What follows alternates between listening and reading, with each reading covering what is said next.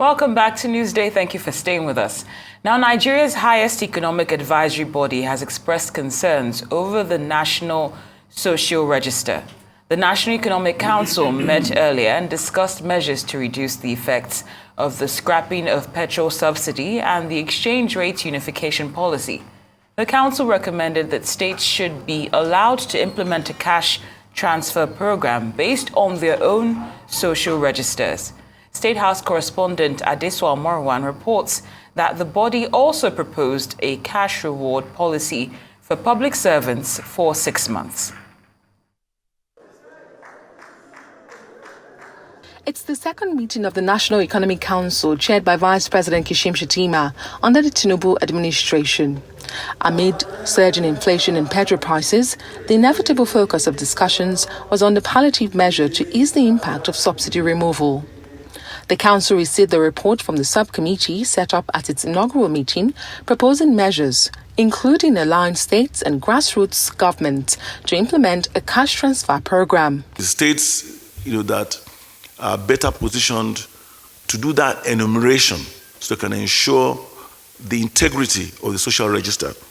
And again, it was also proposed by the Council that we should implement a cash award policy for all public servants. What's a cash award policy? That would be a policy that allows each subnational to actually pay the public servants a certain prescribed amount of cash on a monthly basis. For 6 months. And it was prescribed that that should be implemented for 6 months in the first instance. We also talked about ensuring that we paid our public servants outstanding liabilities, whichever way, if it's their pension, if it's their gratuities. With NEC proposing for governments at the subnational level to implement their register, concerns arose regarding the existing social register and funding for such programs. At the council today, there was almost near unanimity among members that there is a big question mark about the integrity of the so-called National Social Register. People have questions about how those names in the register were brought about. The integrity test is what is missing with that register.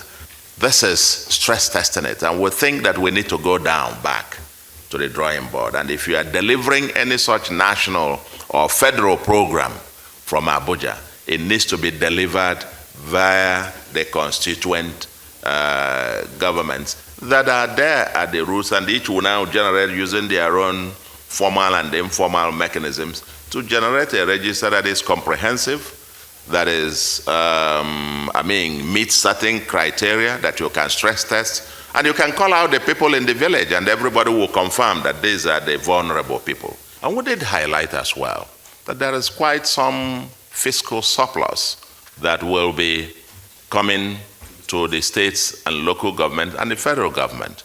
And there we've suggested it would be nice that you can implement cash transfers subject to your financial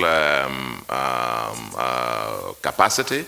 Other recommendations included funding MSMEs with low-interest loans, implementing the energy transition plan, and addressing food security. Food is a key component of what is on the table in terms of food security, the escalation of prices of foodstuff, and so on and so forth.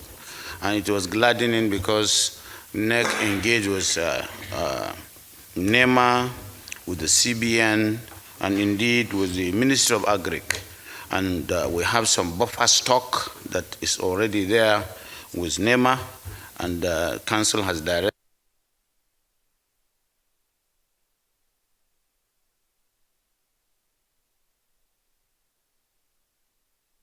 the states will be allocated immediately substantial portion of food items, grains, and so on and so forth for distribution, so that the prices of foodstuff will come down and it will be given at a subsidized rate or at the rate at which it is acquired from NEMA.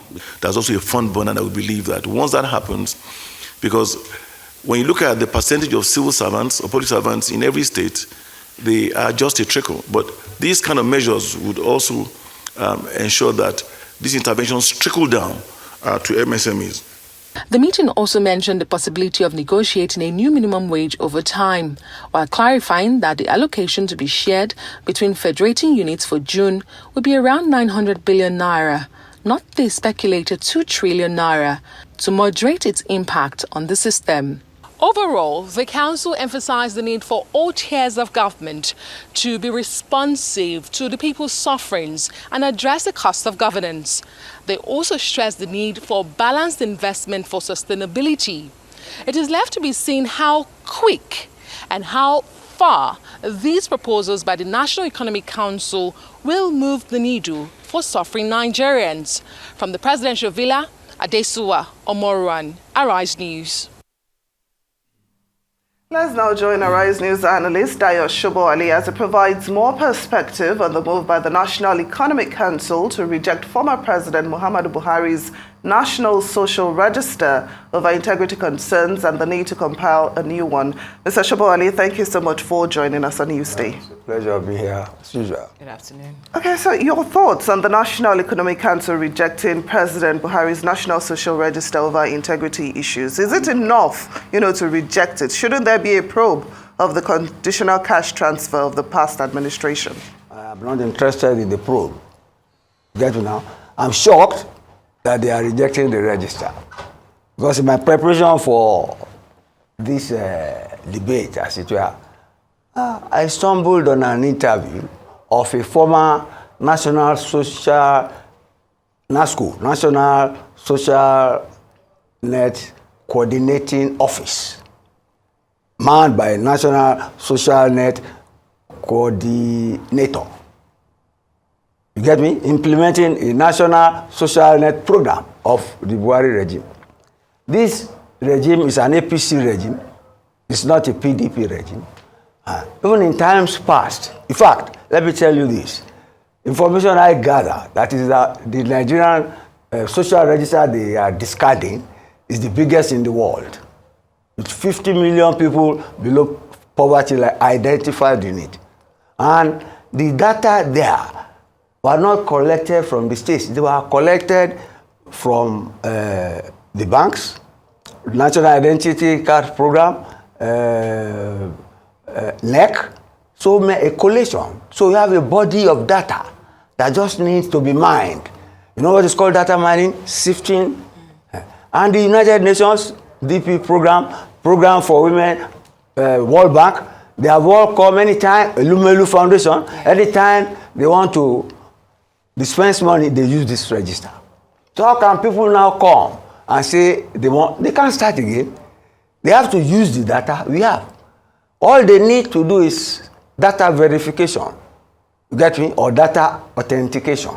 You have this about yourself, go and corroborate it or discard it and move on.